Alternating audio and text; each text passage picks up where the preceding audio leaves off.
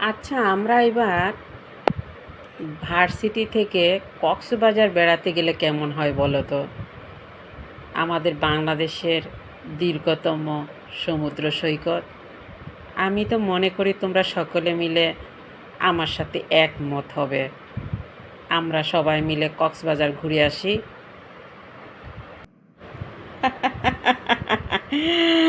ও sir, খুব মজা হবে স্যার, খুব মজা হবে। আমরা এমনটাই কিছু আশা করেছিলাম স্যার।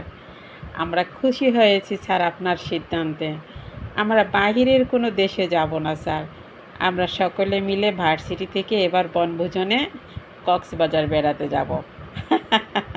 খুশি হয়েছি স্যার আমি।